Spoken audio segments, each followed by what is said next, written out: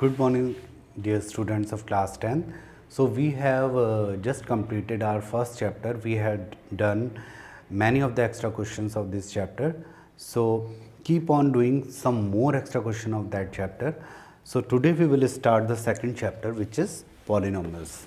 This chapter is very familiar to you. आपने class 9th में भी किया है ये पॉलिनोमियल्स. ठीक है, अच्छा चैप्टर है, स्कोरिंग है और अंडरस्टैंडिंग है. ठीक है. सो सबसे पहले इसमें आपको ये सब चीज़ें पता ही हैं, कुछ मैं इसका रिवीजन करा देता हूँ आपको.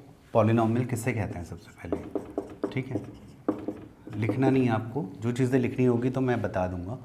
जैसे ये एक पॉलिनोमियल है क्योंकि यहाँ वेरिएबल की पावर होल नंबर है. यहाँ पे पावर 2 है, यहाँ पे पावर 1 है, यहाँ पे पावर 0 है. तो 0 1 2 3 जहाँ भी वेरिएबल की पावर एक होल नंबर होगी सो वो हमेशा एक पॉलिनोमियल होगा. ये पॉलिनोमियल नहीं है क्योंकि यहाँ पर वेरिएबल की पावर एक होल नंबर नहीं है. ठीक है, अगर ये टर्म रूट में आ जाता है वेरिएबल या नीचे आ जाता है तो वो पॉलिनोमियल नहीं होता. ये सब आप जानते हो. उसके बाद आप ये भी जानते हो कि यहाँ पे वेरिएबल की डिग्री 1 है तो डिग्री 1 होने की वजह से लीनियर पॉलिनोमियल है.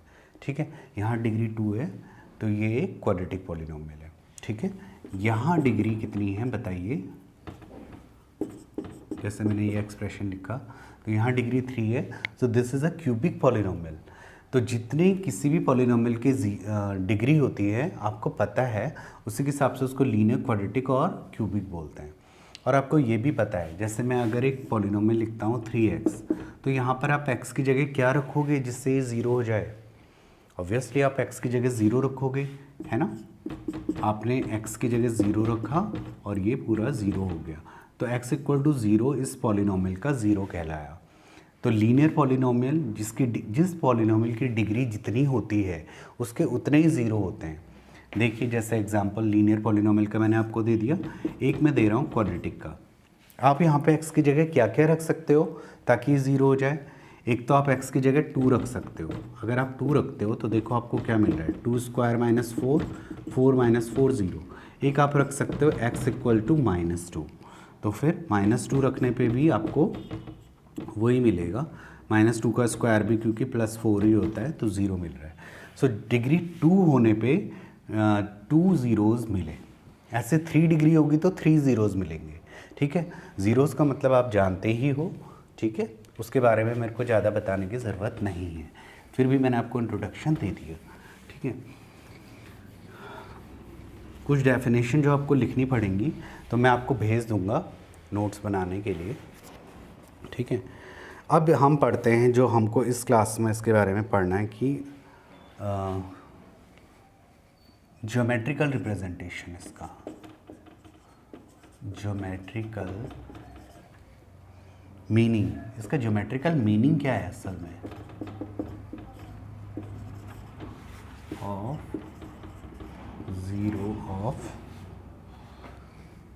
ज़ीरो या ज़ीरोज़ कुछ भी हो सकता है ऑफ अ पॉलिनोमियल. ठीक है, इसका ज्योमेट्रिकल मीनिंग क्या है. जैसे एग्जांपल ले रहा हूँ, जैसे आपने पिछली क्लास में पढ़ा था कि जब भी कोई, जैसे मैंने कहा ये क्या है, आपने बोला ये लीनियर इक्वेशन इन 2 वेरिएबल्स है. लीनियर इक्वेशन क्यों, जैसे लीनियर पॉलिनोमियल होता है उसमें इक्वल टू का साइन लगा के हम कुछ लिख देते हैं तो that will be the linear equation. तो यहाँ पे 2 वेरिएबल्स हैं x एंड y. ठीक है, अब ये लीनियर इक्वेशन हमेशा ज्योमेट्रिकली क्या रिप्रेजेंट करती थी. जब भी आपको इसका ग्राफ बनाने के लिए कहते थे क्लास 9th में तो आपको स्ट्रेट लाइन मिलती थी. जैसे जब आप इसका ग्राफ बनाओगे तो आपको आप इसके जब पॉइंट्स सॉल्यूशन निकालते हो, आपको याद होगा कैसे निकालते हैं आप, क्योंकि y x पे डिपेंड कर रहा है, x की कुछ वैल्यू रखोगे. तो जब आप x की वैल्यू 0 रखते हो, आप रख के देखो x की वैल्यू 0, तो आपको y 3 मिल जाएगा. ठीक है, और अगर आप y 0 रखते हो तो आपको x मिल जाएगा -3/2. ठीक है, तो जब आप इसका ग्राफ बनाओगे तो आपको कुछ इस तरह का ग्राफ मिलेगा. मैं एक इसका रफ ग्राफ बना के दिखा रहा हूँ आपको. दिस इज़ ओरिजिन 1 2 3 और इधर है -1 -2, सफिशेंट है. 1 2 3 4 5. Okay.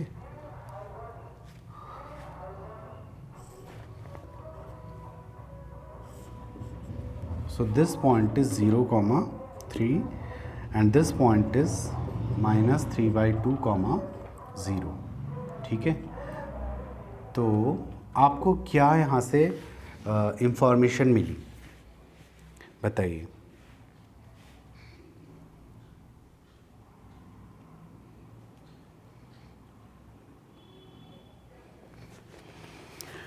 आपको यहाँ से यही इंफॉर्मेशन मिली कि जब ये जो ग्राफ है, जब ये ग्राफ एक्स एक्सेस को टच कर रहा है तो आपको पता है ऑब्वियसली उस समय y की वैल्यू 0 होती है ना, और उस समय x की क्या वैल्यू है -3/2.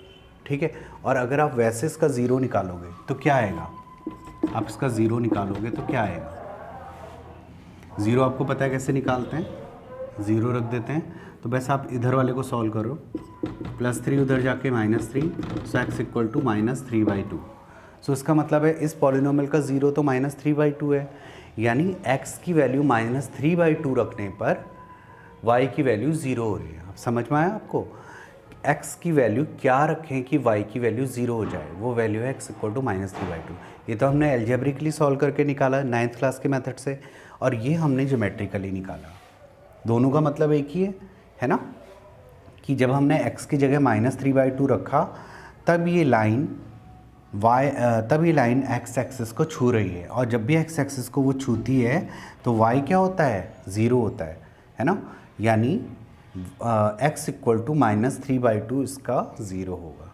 समझ गए, तो ये लीनियर इक्वेशन थी, तो इसलिए इसके कितने 0 आए, आपको बताया था अभी लीनियर पॉलिनोमियल के कितने 0 होते हैं, एक ही 0 होता है। तो इसका ये मतलब होता है कि वो लाइन एक्स एक्सिस को कितने पॉइंट पे टच कर रही है, जितने पॉइंट पे एक्स एक्सिस को वो टच करेगी उस पॉलिनोमियल के उतने ही ज़ीरोज़ होंगे। जैसे एक और मैं आपको एग्जांपल दे रहा हूँ, अब आपने तो लीनियर के बारे में ही पढ़ा है, अगर हम एक दूसरा कुछ और ले लें, जैसे मैंने ले लिया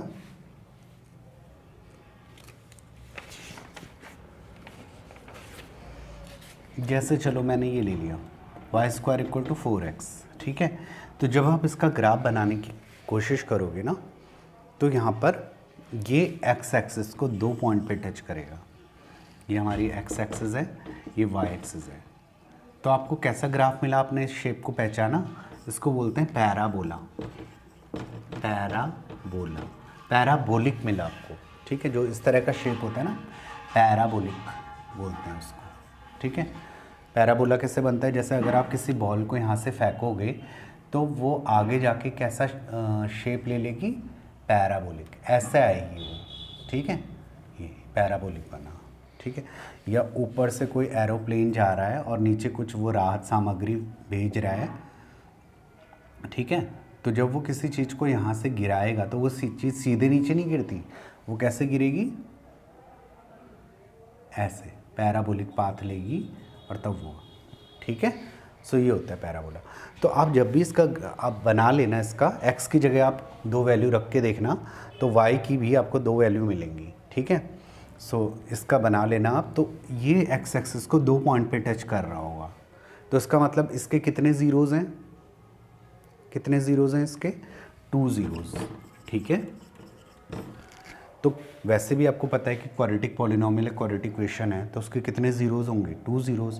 तो देखा आपने, ये एक्स एक्सिस को 2 पॉइंट पे टच कर रहा है, जबकि लीनियर इक्वेशन होने की वजह से एक ही पॉइंट पे टच कर रहा था।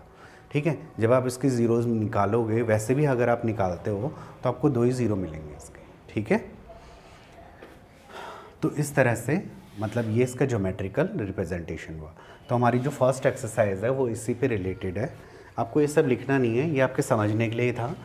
जब भी आपको ज़रूरत पड़े तो आप इस वीडियो को बार बार देखना, जब भूल जाओगे तो फिर आपको समझ में आ जाएगा।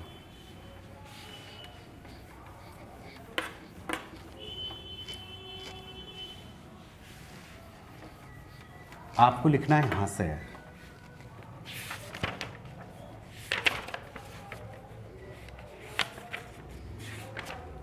एक्सरसाइज 2.1। ये सब आपको बनाने हैं, जो इसने डिफरेंट फिगर दिए हैं the graph y equal to P X are given below for some polynomial P X. ठीक है, y equal to P X का वही मतलब है जैसे मैंने आपको अभी दिया था ना, y equal to 2x plus 3, इस तरह से। ठीक है, इस तरह से अगर कुछ हमारे पास ग्राफ्स हैं या कुछ कर्व हैं तो इनके लिए हमें बताना है कि find the number of zeros. उनके ज़ीरो फाइंड नहीं करने, लेकिन कितने ज़ीरो होंगे बस ये बताना है। जैसे सबसे पहले वाला है ये वाला,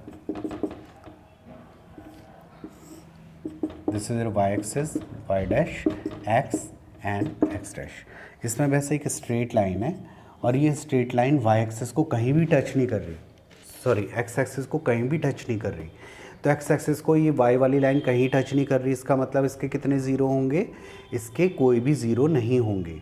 यानी वाई की कोई वो जो भी वैल्यू होगी, इस तरह की जो इक्वेशन होगी उसमें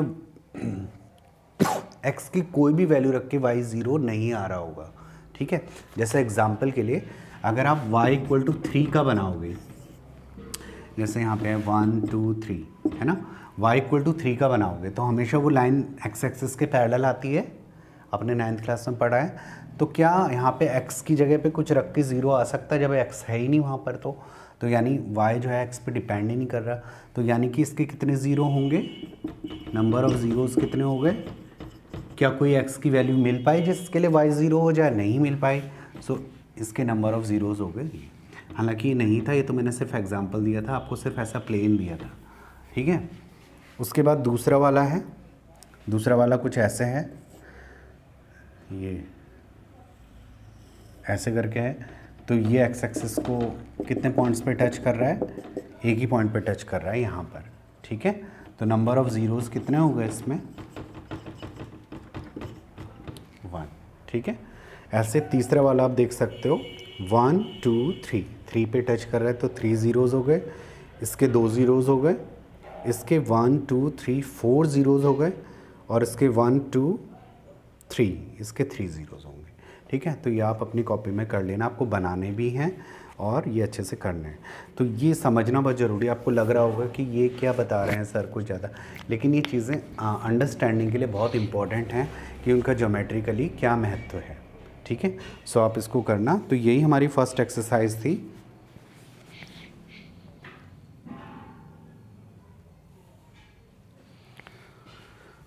अब इसके बाद हम सेकंड एक्सरसाइज पे जाने से पहले कुछ चीज़ें आपको बताएंगे। फर्स्ट एक्सरसाइज तो हमारी कंप्लीट हो गई है और ज़्यादातर बच्चे काम नहीं भेज रहे हैं, so do it as soon as possible, otherwise I will call to your parents. ठीक है, वैसे भी आपके नंबर डिफ़र करेंगे अगर आप काम नहीं भेजेंगे तो। ठीक है, उसके बाद आता है जैसे आपके पास है एक क्वाड्रेटिक पॉलिनोमियल, क्योंकि इस चैप्टर में आपको मेनली क्वाड्रेटिक पॉलिनोमियल के बारे में ही पढ़ना है। सो क्वाड्रेटिक पॉलिनोमियल का मतलब आपको बता दिया है, ऐसा पॉलिनोमियल जहाँ पर वेरिएबल की डिग्री 2 हो। तो इसका जनरल फॉर्म होता है ये ax² plus bx plus c, और यहाँ पर क्या होता है a ज़ीरो नहीं होना चाहिए, क्योंकि a ज़ीरो हो गया तो वो क्वाड्रेटिक पॉलिनोमियल रहेगा ही नहीं ना, इसलिए।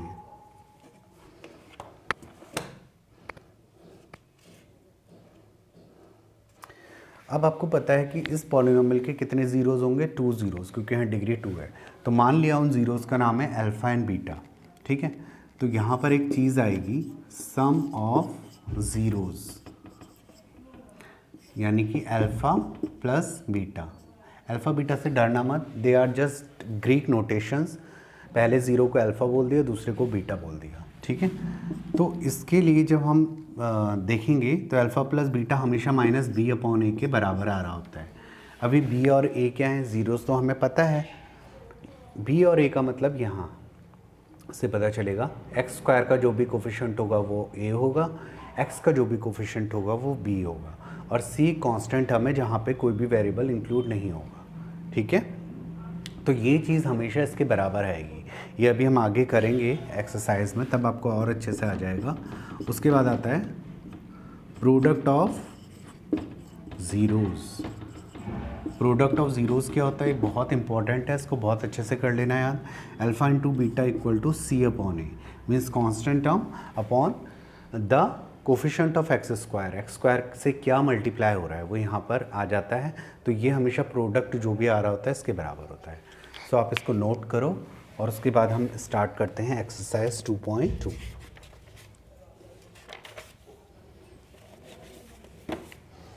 ज़्यादा दिक्कत आपको इसमें नहीं होगी क्योंकि जो आपने क्लास 9th में और 8th में फैक्टराइजेशन पढ़ा था उसी के आधार पे ये होता है। सो एक्सरसाइज 2.2 सिर्फ काम करने से भी नहीं होगा, आपको अच्छे से रिवीजन भी करना है घर पे, ठीक है, और एक अच्छी फाउंडेशन अपने लिए बनानी है। So first question is find the zeros of the following quadratic polynomial. पहले तो आपको उनके पॉलिनोमियल्स के जीरोज फाइंड करने हैं and verify the relation between the zeros and the coefficient, यानी जो रिलेशन मैंने आपको बताया था उसको वेरीफाई करना है। कैसे? तो पहला मैं बता रहा हूँ आपको, x square minus 2x minus 8। तो इसको फैक्टराइज करना मैंने आपको 9th क्लास में भी सिखाया था। कैसे इसको फैक्टराइज करेंगे, क्योंकि पहले फैक्टराइज करेंगे, जब फैक्टर आ जाएंगे तो फैक्टर को ही ज़ीरो में कन्वर्ट करते हैं। तो ज़ीरोस फाइंड करने के लिए पहले हम इसको फैक्टराइज करेंगे। तो क्या करते हैं, सबसे पहले जो कांस्टेंट टर्म है उसको एक्स स्क्वायर के कोफिशिएंट से मल्टीप्लाई करेंगे। सो 8 1 जा 8, 8 के ऐसे दो फैक्टर या टुकड़े जिनको माइनस करके, यहाँ पे माइनस का साइन है, तो जिनको माइनस करके मिड टर्म आ जाए, मिड टर्म, इसको बोलते हैं मिड टर्म, इसलिए इस मेथड का नाम है मिड टर्म स्प्लिटिंग। सो 8 1 जा 8 के ऐसे दो फैक्टर जिनको माइनस करके 2 आ जाए। अगर यहाँ पे प्लस होता तो मैं बोलता जिनको प्लस करके 2 आ जाए। तो देखो पॉसिबल फैक्टर हो सकते हैं 4 2 जा 8 और 8 1 जा 8, इसके अलावा तो कोई नहीं हो सकता ना। और हमें उनका डिफरेंस कितना चाहिए, 2 चाहिए, मिड टर्म चाहिए होता है हमेशा। तो इनका डिफरेंस तो 2 नहीं है, रिजेक्टेड। इनका डिफरेंस 2 है, इसलिए सेलेक्ट कर लिया हमने। तो फर्स्ट टर्म और लास्ट टर्म को कुछ भी आपको चेंज नहीं करना और इस साइन को भी चेंज नहीं करना, बस आपको चेंज करना होता है इस मिड टर्म को। तो इसकी जगह पे हम क्या लिख सकते हैं, 2x को 4x माइनस 2x, उन दोनों फैक्टर्स के डिफरेंस के फॉर्म में। 4 माइनस 2 था ना, तो 4x माइनस 2x लिख लिया। अरे भाई 2 एप्पल्स को हम 4 एप्पल माइनस 2 एप्पल लिख रहे हैं, है ना। तो मिड टर्म को हमने स्प्लिट कर दिया जिससे कि हमें 4 टर्म मिले। तो मिल रहे हैं 4 टर्म, ब्रैकेट खोलो तो अंदर साइन चेंज हो जाएगा अगर बाहर माइनस है। ध्यान रखना जब भी ब्रैकेट खुलेगा या ब्रैकेट लगेगा और बाहर माइनस है तो अंदर हमेशा साइन चेंज होगा। इन दोनों में से कॉमन क्या आ रहा है, x, इन दोनों में से कॉमन क्या आ रहा है, 2, ठीक है। सो x माइनस 4 और x प्लस 2 ये आपके फैक्टर्स आ गए, ठीक है। अब आपको क्या करना है, आपको ये फैक्टर तो आपको मिल गए, आपने देखा ना जब भी आप एक क्वाड्रेटिक पॉलिनोमियल को फैक्टराइज करते हो तो 2 लीनियर पॉलिनोमियल मिल गए। अगर आप क्यूबिक को करोगे तो 3 लीनियर मिलेंगे ऑब्वियसली, ठीक है। अब इनको बारी बारी से हम 0 के इक्वल रख रहे हैं। जैसे अगर मैं कहता आपको 9th क्लास में कि इसका 0 निकालो, तो आप कैसे निकालते थे, याद करो, उसको 0 के इक्वल रख देते थे और -4 इधर जाके +4, तो यानी x इक्वल टू 4 इसका 0 है। ये तो आप वैसे भी बता दोगे ना कि x माइनस 4 में जैसा अगर आपके पास है तो x की जगह क्या रखूँ कि 0 हो जाए, ऑब्वियसली x की जगह 4 रखना चाहिए, तो x इक्वल टू 4 इसका 0 है, ठीक है। तो यहाँ से भी वही बात निकल के आ रही है। तो 1 of the 0 is x equal to 4, ऐसे इसको 0 रखते हैं। सो +2 इधर आके -2, so this is alpha and this is beta. तो ये तो हो गया इसका ज़ीरोस फाइंड करने का तरीका। अब इसका वेरिफिकेशन कैसे करेंगे वो मैं आपको बताने जा रहा हूँ।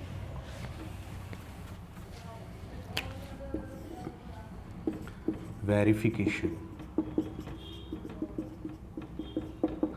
सो वेरिफिकेशन में आपको क्या करना है, आपको पता है कि alpha plus beta minus B upon A के बराबर आना चाहिए, लेकिन आप चेक कर रहे हो तो इसलिए पहले कभी भी इक्वल टू का साइन नहीं लगाएगा कोई भी बच्चा, ध्यान रहे। जिसने लगा दिया उसका गलत हो गया। अगर आप इक्वल टू लगा रहे हो इसका मतलब आपको पहले से ही पता है कि ये इसके बराबर आएगा। ये तो हमें वेरीफाई करना है ना, चेक करना है। तो अल्फ़ा कितना है हमारा, यानी पहला 0 4 प्लस बीटा कितना है -2, तो 4 -2 हुआ है क्योंकि प्लस माइनस माइनस, तो कितना आ गया 2। और यहाँ पर देखिए b कितना है, बी होता है जो ए बी सी, जो एक्स का कोफिशेंट है -2, और यहाँ एक माइनस पहले से है तो 2 माइनस आएंगे, एक तो फॉर्मूले का माइनस और एक इसका माइनस अपॉन ए इज़ 1, तो आपका यहाँ भी 2 आ गया। तो यस, ये तो बराबर आ रहे हैं, तो you can say alpha plus beta equal to minus B upon A. Very simple. Now for alpha into beta must be equal to C upon A. So let us check, alpha कितना है 4 और beta कितना है -2, सो 4 2 जा 8 -8, और c कितना है बच्चों, c is the constant term -8, sign का ध्यान रखेंगे, साइन भी लेते हैं, a कितना है 1, तो ये तो बराबर आ रहे हैं। Yes, it is also verified. जब हो जाएगा बराबर तब आप बाद में ये लिख सकते हो, पहले से नहीं लिखना है कभी। तो दोनों चीज़ें वेरीफाई हो गई ना, so it is verified. Okay, so note down this. So students, thank you so much. आज इतना ही करेंगे हम, नेक्स्ट फिर उसके बाद करेंगे। बढ़िया तरह से आप करो और अपना वर्क भी करते रहो और प्रॉपर्ली रिवीजन भी करते रहो, ठीक है। So thank you so much for today.